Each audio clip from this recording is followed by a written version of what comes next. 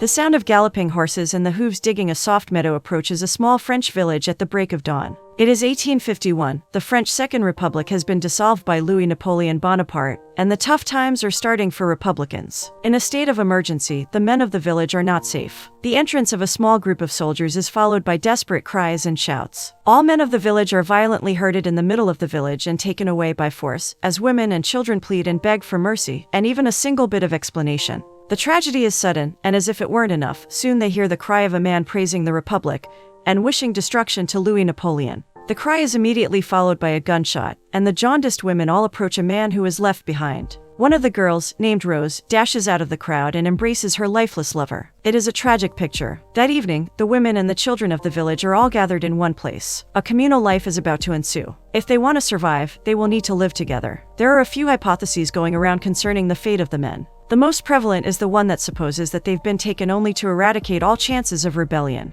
Once the new type of governance is fully established, they will most likely be freed. A young girl named Violet approaches the women who oversee food distribution and asks one of them, her own mother Marion, if she knows where Rose is. It seems like the latter has been in her room the entire day. Violet is her dearest friend, and so she decides to fetch her some food. When she enters her room, however, she realizes that there is no chance she will eat any. Rose is tucked inside her bed, not responding to anything, and has fully emerged in a state of all-encompassing grief. All Violet can do is try to make her feel warm by embracing her. In the next scene, Violet is questioned by the elder woman of the village. It seems like Violet has been feeling as if all the attributes of life have left her after the men were taken away. The woman asks her if she has ever been involved with a man, and the girl honestly answers that she has not. The woman fails to identify the real reason behind Violet's blue attitude, of course, but in the end she encourages her to seek peace in her dreams, because sometimes this altered state of consciousness brings all the answers to the questions that a waking mind cannot fathom. In the evening, while working on a peaceful meadow, the monotony of the atmosphere is suddenly broken by a sound of gunshot. The women shudder with fear and look around, but only for a brief amount of time. Soon, they all return to their jobs. In the next scene, Violet runs to find Rose. This would have been her wedding day, and the gunshot that she heard filled her with terrible, anxious anticipation. Finally, she finds her at the edge of the village, sitting on a small meadow overlooking the hills. Rose is dressed all in white, and in front of her, a wedding dress catches fire. It is a sorrowful picture of a girl saying goodbye to her love as the sun sets across the mountains far away. The next morning, while washing clothes, Rose's mother announces to the small group of women that her daughter finally fell asleep. Marion coldly remarked that she will feel better in a few days. Here, Violet decides to confront her. She won't feel any better, and in fact, nobody will feel better as long as they have no idea what happened to their men. A few young girls take her side in this, but in the end, Marion wins the argument by underlying the fact that going away to the city to gather a few bits of information about the imprisoned will only draw too much attention to them. It will be too tough, too rough on the village, and all in all, counterproductive. Despite this, however, we see Violet sneaking out of the village in the next scene. She goes through the forest and suddenly sees a group of soldiers on a bridge. Quickly, she turns around and rushes stealthily back home.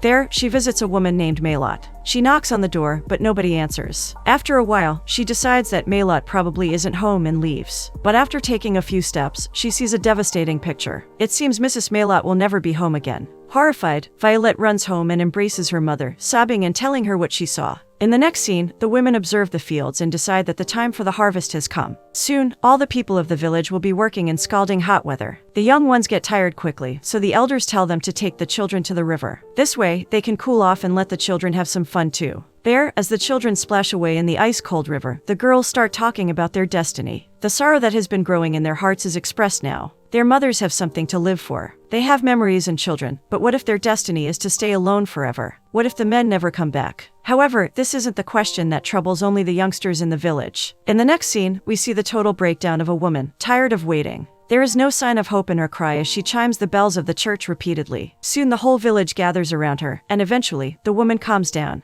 Even though all the others are staying quiet, everybody's afraid that they are all alone here, isolated from the entire world. This is exactly the topic of discussion among the young girls, resting on a meadow the next day afternoon. Soon, however, the talk takes an unusual turn. The girls start imagining an abstract situation. What if every man on the planet is deceased? The thought of it brings smiles to their faces. What would they do? They know the answer. The hypothesis is as follows. If there's only one man left on the face of the earth, then they will share him. They are smirking, almost joking, but nevertheless, they agree that if such a day somehow comes, the notion of monogamy will be forgotten. Thinking mainly about continuing the race of humanity, they will share him. And it is quite funny, since there is no chance that this hypothesis will ever need to be truly tested. Some people overhear this conversation, and the mothers start worrying a little. They know that if nothing changes, soon the girls will start thinking about leaving. Time passes fast, and soon winter comes. In the next scene, while working with her little brother, Violet talks a little bit about her father. She paints him as an educated man who knew what he was doing while going on a private meeting between Republicans. Additionally, we hear that he taught Violet how to read and write. Consequently, Violet is the only one in the village now who knows how to read. She offers to teach him a little, but the latter prefers to wait for his father. Later that day, Violet and Rose are together in one room. Here, the frustration that they share is as evident as ever. Rose admits to her best friend that on gloomy days like this, she tends to think about that one man they talked about half-jokingly on that summer afternoon. Thinking about him helps her forget about her deceased lover, and brings an unusual sense of safety and relief. Violet has never experienced what it's like to be with a man, so she wishes she knew what Rose is talking about. One day, a heavy rain comes, and Violet realizes to her horror that the barn where all their harvest is stored is leaking. She runs out and calls everyone to help. In the mud and rain and cold wind, ascending long stairs to repair the roof is an extremely dangerous task. But nevertheless, the entire village works together quietly and carefully to successfully take care of the issue. Fortunately, they weren't late, and their harvest is fine. Soon spring comes, and Violet starts teaching children the alphabet. Now the harvesting of apples starts. On a quiet, peaceful afternoon, all the women of the village are calmly working on a bright meadow. Nothing seems to be disturbing the harmony. Suddenly, they see a figure of a man walking by just above the steep slope. Everybody turns to observe it closely, and for a second, even the trees tense up in anticipation. It definitely is a man, but somebody says that it isn't one of theirs. Slowly and hastily, all return to their jobs. They know they cannot just stop him and ask him to stay, but everybody hopes that he doesn't just walk by. Violet, too, turns away, but her senses are heightened. That is why she hears the man as he descends the slope and starts coming towards her. All the gazes are coming in her direction now. The man greets her, and she greets him back. The entire meadow is quiet, listening to this conversation. The man seems to be a blacksmith, and he's asking if he can sleep there tonight. Violet feels an enormous weight on her shoulders. This isn't a decision she should make, so she slowly turns her head towards the elder of the village, and only after getting her approval, she turns back to the blacksmith and tells him to follow her. Violet has never been this anxious. Almost petrified from nervousness, she guides this man through the village. He seems very polite. Gradually, Violet finds the courage to have a conversation, and learns more about this man. He's from a farm in the valley, working as a journeyman. Usually, he is given a barn or a shed, therefore, he's a little surprised when Violet tells him she will open a house for him. Once they enter his new shelter, Violet goes to prepare his bed and gives him some fruit and water. The man feels extremely humbled. He wants to do something in return, so he asks her if they have any horses or donkeys that need to be shoed. And after Violet answers that there are a few, he asks her to ask a man to fetch them here so that he can start working. Violet is startled. She doesn't know what to say. She's been thinking about this moment for so long. She would go over the possible scenarios in her head repeatedly, but she never thought of this. Finally, Violet decides to tell him the truth. Additionally, she gathers enough courage to ask him about what happened to the prisoners. The answer is horrifying. Napoleon was named emperor a few months ago, and the prisoners who were accused of being Republicans are either deceased by now or deported. Violet tries her best not to show her desperation. Before she leaves, she tells him that if he wants to offer some help, he can lend the village a hand with the harvesting tomorrow. Naturally, the entire village is waiting for Violet to pelt her with questions about the stranger. Is he trustworthy? Where is he from? Why did he stop there? But we all know what the most important question is. Finally, someone manages to ask Violet if she got to know anything about the prisoners, and the latter finds herself unable to break the terrible news to her fellow villagers. The thing she was just told has the power to break the spirit of the entire commune. She just says that she couldn't ask, and she gets praised by the women. The man cannot be trusted yet. Violet's mother finally tries to stay alone with her, saying that it is time to bring in the sheep. But the elder says that Violet should prepare supper for the stranger. Marion helps her with the supper in the next scene. Her little brother runs in. It seems like he has already spoken with the stranger and gotten to know more about him. His name is Jean, and he's 39 years old. Marion is a careful, firm woman, so she urges her son to avoid engaging in any kind of friendship with the man for now. Violet also gets to know a little more about him when she visits to bring in food.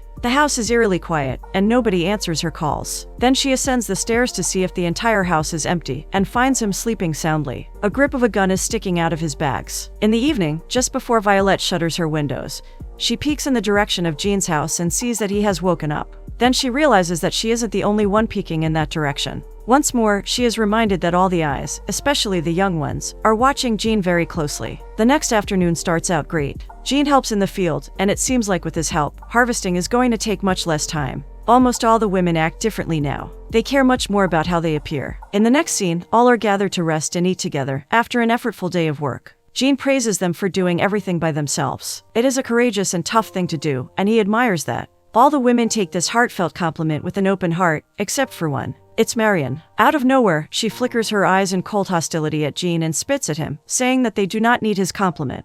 All they need is somebody to work by their side. This unexpected rudeness startles everyone. After a short and awkward pause, Jean manages to come up with an answer. He says that it is an either-or. A girl tries to lighten up the situation by offering him some fruit, but Jean politely refuses and gets back to work. Violet is next to leave. She's furious with her mother. Just before the sun sets, she is resting under a tree when Rose comes to her. She thinks that the stranger likes him. Violet is hardly convinced, but as Rose says, these things tend to happen quickly. Rose describes Jean as the man of her dreams, but there is still no envy in her voice. There is no way of knowing for sure what Violet feels about Jean. But instead of agreeing with Rose, she points out Jean's enormous flaw: he's old. The next afternoon, when she brings him some food, Violet catches him reading. This time, she makes the conversation much more confidently. She wants to know where he's from, but Jean doesn't answer directly. It seems as if he's trying to hide something. He only says that he's allowed to travel from place to place since he's a smith. He has documentation. He puts some papers on the table, and is extremely surprised when Violet reads them. Finally, they have something real in common. For a while, this is the topic of their conversation, until Jean insists that she take his book. His entire perception of this girl has changed. Marion watches her daughter almost heinously that night as she spends the whole night reading the book. It is a collection of Voltaire's work, and more importantly, it is a thread that connects her to Jean. The next morning, Jean and Violet return to the village together from the stream. Now, literature provides them with as many topics of discussion as they want. It seems like Violet has a collection of French literature that her father acquired throughout his life. These are some of the most valuable possessions that her family has, so she cannot lend him any of them, but what she can do is read them to him. She tries to make it sound more casual by adding that she used to do the same with children last winter, when there was nothing else to do, but her nervousness is obvious. Jean happily agrees. In his eyes, Violet is already the girl who stands above everybody else. That evening, Rose has a conversation with Violet about Jean. They are halfway through the harvesting already, and if nothing happens soon, Jean will leave. Clearly, Rose is trying to urge Violet to seduce him. She adds that the women have already started to hypothesize that Violet might not be capable of doing so. The next morning, Violet sees Jean talking to some women. He is the center of everybody's attention. Violet sees it as clear as day now, that all the other girls want him. She feels an urge to make a move. That afternoon, Jean sets a fire in the fire pit and prepares himself to listen to Violet. Victor Hugo's poems are what she chose to read, and clearly, she was right to do so. Jean is only able to eat a spoonful of stew until he's fully swallowed by the mesmerizing magic of words. Suddenly, after uttering a few lines, Violet sees Jean's hand soothing her fingers. She tenses up, her heartbeat rises, but she continues reading. She continues to read, even when Jean stands up and gets behind her, but when his lips start brushing against her neck, she stops and turns to him. Now, they embrace each other and start moving slowly towards the bedroom. Violet sneaks back into her home very early in the morning. Marion is sitting by the table, having breakfast with her usual stern face when her daughter walks in. She offers her to eat and to sit down and rest, since she's going to be standing all day. Violet doesn't answer anything to this, she merely begins correcting her hair, slowly and quietly, until Marion leaves the room. Violet makes her way towards the window and looks down into a pot full of still, undisturbed water. Looking down there, she can barely recognize herself. That day, out in the field, Rose notices the couple looking over each other and instantly catches the connection between them.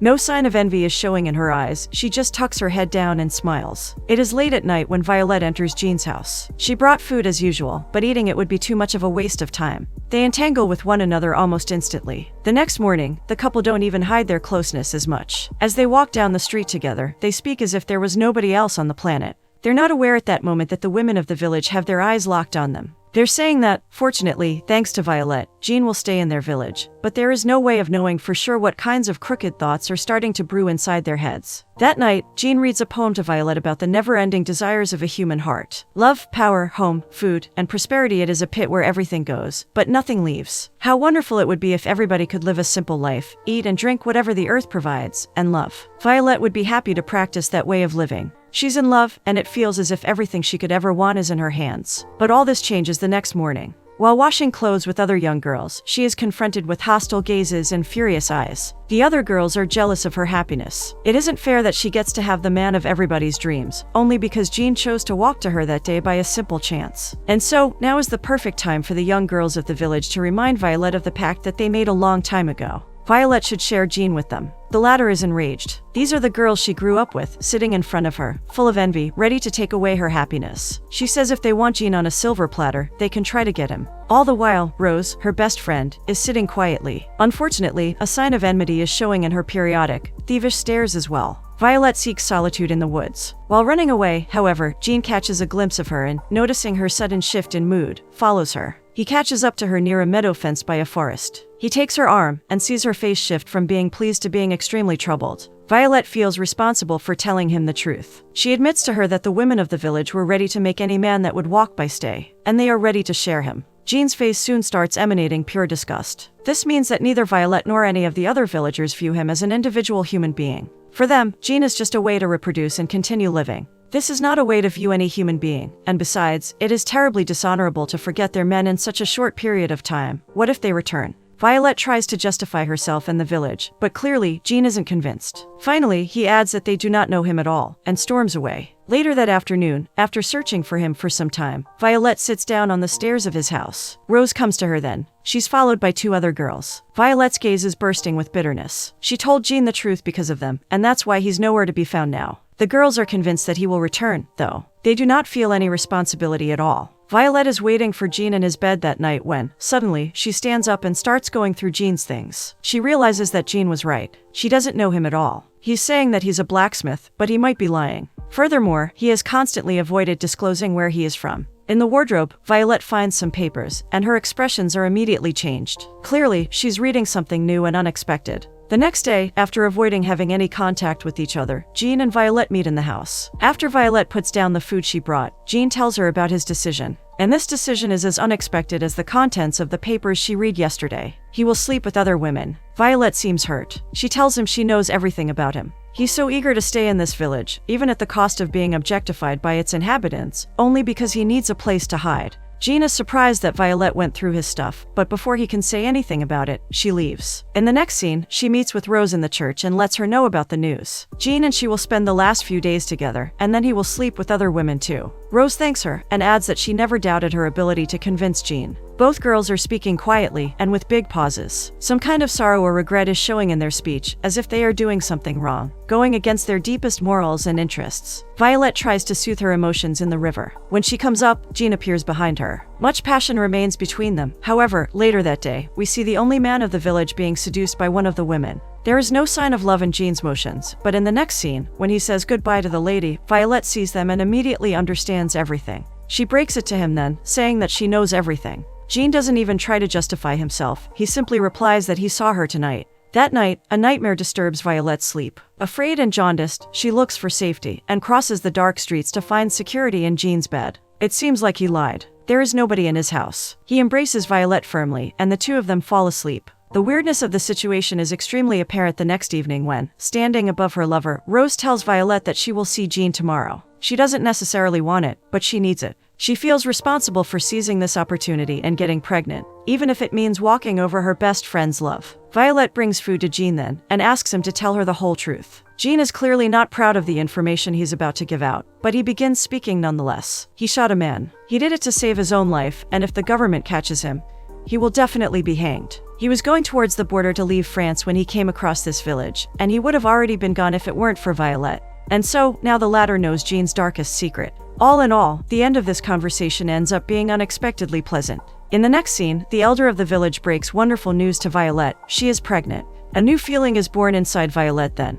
The one after which everything makes much more sense, and the one that emanates pure happiness and joy. And as much as she cannot wait to tell Jean the news, she fears that he will not take the news as joyfully as she did. That evening, however, she's assured that this fear has no grounds at all. Jean was waiting for this news, and he would have never run away from her or from the future with her. If he wished to run, it would be to her, not away from her. The next day, when all seems ordinary, the villagers who are coming back from the fields are presented with an enormous surprise. In the main plaza of the village, there are 2 men waiting for them. The woman and the kids are smitten. They freeze for a moment and glance at the men with wide eyes. Then they start approaching them slowly, until eventually one of them dashes forward and embraces one of the men. She calls him Etienne. When this heartfelt reunion is done, Etienne introduces another man to the village. His name is Maxime, and they were let go from the camp in Algeria. He knows how much the people in front of him crave any information, so he starts telling them what he knows. He knows mostly about the men who were deported to Algeria. His news is delightful for some, while devastating for others. Some men are on their way home, while others will never arrive. Violette's father is one of them, unfortunately. When Marion hears about her husband's dark fate, consciousness leaves her abruptly. The afternoon ends up being extremely emotional. Through that day, Jean realizes that the men who have arrived are observing him closely, and the gazes they shoot at him are not particularly welcoming. He might have to start thinking about leaving soon. This thought is further reinforced in the conversation between Rose, Violette, and the elder of the village. Other men will come back soon, and to protect the children that were conceived in their abscess, the women of the village must not speak a word about what happened with Jean, and the latter must leave. Violette is listening to this conversation quietly, but this last bit hits her the most. She stands up to quiet her raging heart, and then says that if Jean leaves, she follows. That night, she's packing her things when she hears the voice of her little brother from behind. Reactively, she hides her doings and takes him back to bed. The little kid had nightmares, but now he seeks a sense of safety in the presence of his older sister, and in his thoughts about tomorrow. Soon, Violette blows out the candle, and leaves the room feeling lightheaded and dizzy. She has never thought of leaving this village, this house, or this family. Her decision to leave everything behind has a dire price. A short time later, she leaves her house to go to Jean. Slowly, she ascends the stairs that go into the bedroom and, to her misfortune, finds only a single letter. Tears come right after reading the first sentences. Jean's fate is uncertain. There is no way of knowing where he will end up next, but he promises he will write to her. In the meantime, Violette should stay home and give birth to their child in a place that will ensure happiness and security. After quickly reading the letter, Violette rushes out into the break of dawn and scopes over an enormous landscape, trying to catch even the slightest glimpse of Jean, but he's nowhere to be found. Perhaps it is for the best.